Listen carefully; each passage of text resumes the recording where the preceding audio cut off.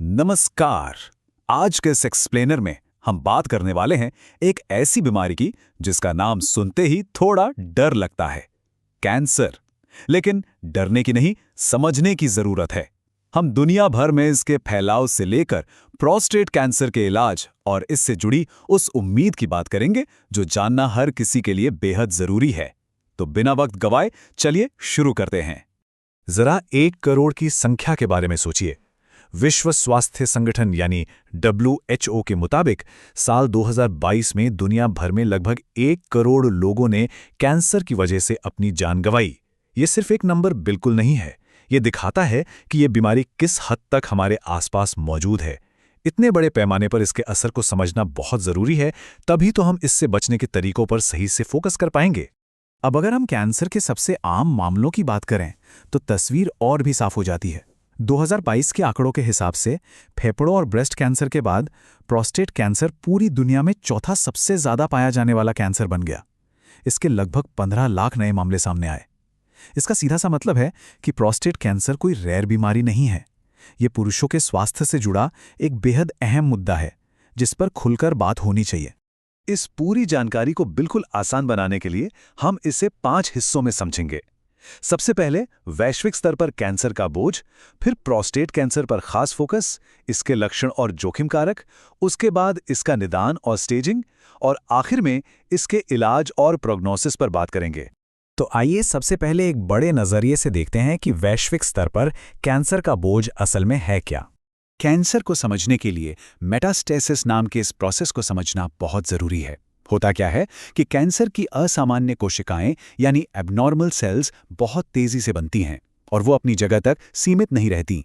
जब ये कोशिकाएं आसपास के अंगों पर हमला करती हैं और शरीर के दूसरे हिस्सों तक फैल जाती हैं तो इसे मेटास्टेसिस कहते हैं।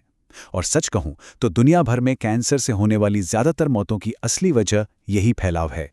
लेकिन रुकिए, यहाँ एक बहुत ही पॉजिटिव और हिम्मत देने वाली बात भी है। वर्ल्ड हेल्थ ऑर्गेनाइजेशन का कहना है कि दुनिया भर में कैंसर के लगभग 38% मामलों को रोका जा सकता है। जी हां, 38%। वो भी सिर्फ कुछ रिस्क फैक्टर से बचकर, जैसे कि तंबाकू से दूर रहना, अपने वजन को कंट्रोल में रखना और फिजिकली एक्टिव रहना। सोचिए, अपनी लाइफस्टाइल में कुछ छोटे बदलाव करके हम इतने बड़े खतरे को टाल सकते हैं।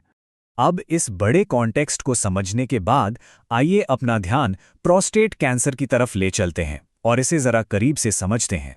तो सवाल यह है कि आखिर प्रोस्टेट ग्लैंड में कैंसर कैसे विकसित होता है। सबसे पहले तो ये जान लीजिए कि प्रोस्टेट पुरुषों में यूरिनरी ब्लैडर के ठीक नीचे अखरोट के आकार की एक बहुत ही छोटी सी ग्रंथि होती है। इसका काम एक ऐसा फ्लूइड या तरल पदार्थ बनाना है जो स्पर्म्स को हेल्दी रखता है। परेशानी तब शुरू होती है जब इस छोटी सी ग्रंथि की कोशिकाएं आउट ऑफ कंट्रोल होकर बढ़ने लगती हैं। आपको जानकर शायद हैरानी हो कि यह बीमारी काफी कॉमन है। आंकड़ों के हिसाब से हर 100 में से लगभग 13 पुरुषों को अपनी जिंदगी में कभी ना कभी प्रोस्टेट कैंसर का सामना करना पड़ता है। इनमें से ज्यादातर मामले एडेनोकार्सिनोमा के होते हैं। अब अमेरिका जैसे देश में हर साल इससे हजारों मौतें होती हैं, लेकिन सुकून की बात यह है कि इनमें से ज्यादातर ट्यूमर बहुत ही धीमी गति से बढ़ते हैं। मतलब अगर सही वक्त पर पता चल जाए तो ये पूरी तरह से ट्रीटेबल है। चलिए अब तीसरे हिस्से पर आते हैं। इसके लक्षण क्या हैं और वो कौन से जोखिम कारक हैं जिनका हमें खास ख्याल रखना चाहिए। यहाँ सबसे बड़ी चुनौती ये है कि शुरुआत में इसके कोई खास लक्षण दिखाई ही नहीं देते, लेकिन जैसे जैसे बीमारी बढ़ती है ट्यूमर ब्लैडर या यूरिनरी ट्रैक पर दबाव डालने लगता है। ऐसे में कुछ खास दिक्कतें शुरू हो सकती हैं, जैसे कि बार बार या एकदम से यूरिन पास करने की जरूरत महसूस होना, यूरिन का फ्लो कमजोर होना, यूरिन पास करते समय दर्द या जलन होना, सीमेन में खून आना या फिर लोअर बैक और कूल्हों में लगातार दर्द रहना। अब बात करते हैं रिस्क फैक्टर्स की। उम्र और आपके जीन्स इस बीमारी का रिस्क बढ़ाने में बहुत बड़ा रोल प्ले करते हैं।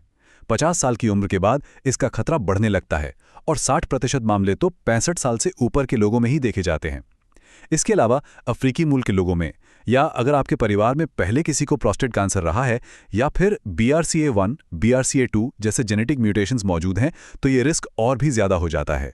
अब आगे बढ़ते हैं चौथे चरण की तरफ, जो है डायग्नोसिस और स्टेजिंग, यानी बीमारी का पता लगाना और ये देखना कि वो किस स्टेज पर है। बीमारी का पता लगाने का ये सफर बहुत ही स्टेप बाय स्टेप चलता है। सबसे पहले शुरुआती स्क्रीनिंग होती है, जिसमें प्रोस्टेट स्पेसिफिक एंटीजन यानी PSA का पता लगाने के लिए एक सिंपल ब्लड टेस्ट और फिजिकल चेकअप किया जाता है। अगर वहां कुछ भी डाउटफुल लगता है तो डॉक्टर्स एमआरआई या अल्ट्रासाउंड जैसी इमेजिंग का सहारा लेते हैं ताकि अंदर की एकदम साफ तस्वीर मिल सके। और फाइनली कैंसर को 100% कंफर्म करने के लिए टिश्यू की बायोप्सी की जाती है। बायोप्सी के बाद मेडिकल रिपोर्ट्स में एक शब्द बार बार देखने को मिलता है, ग्लीसन स्कोर। नाम सुनकर थोड़ा मुश्किल लग सकता है, लेकिन आसान भाषा में कहें तो ये बस एक नंबर है जो डॉक्टर्स को ये बताता है कि कैंसर सेल्स कितनी अबनॉर्मल हैं और ये ट्यूमर कितना एग्रेसिव हो सकता है। मतलब इसके तेजी से फैलने के चांसेस कितने हैं।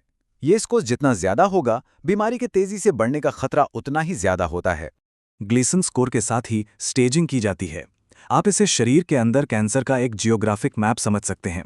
इससे ऑन्कोलॉजिस्ट को ये पता चलता है कि क्या कैंसर सिर्फ प्रोस्टेट ग्लैंड तक ही सीमित है, जिसे लोकल कहते हैं, या वो आसपास के हिस्सों में घुसपैठ कर रहा है, जिसे रीजनल कहते हैं, या फिर सबसे खराब स्थिति, क्या उसने हड्डियों या दूसरे अंगों तक फैलकर मेटास्टेसिस की प्रक्रिया शुरू कर दी है। सही इलाज चुनने के लिए यह मैप समझना बहुत जरूरी है।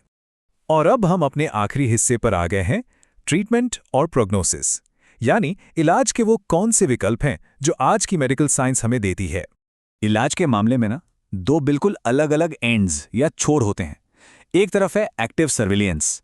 अगर ट्यूमर कम रिस्क वाला है और बहुत धीरे बढ़ रहा है तो तुरंत कोई सर्जरी या दवा नहीं दी जाती, बल्कि रेगुलर टेस्ट के जरिए उस पर पैनी नजर रखी जाती है। वहीं दूसरी तरफ अगर कैंसर एडवांस्ड स्टेज में है और फैल रहा है तो सिस्टेमिक थेरेपी का इस्तेमाल होता है, जिसमें हार्मोन थेरेपी, कीमोथेरेपी या इम्यूनोथेरेपी शामिल होती हैं।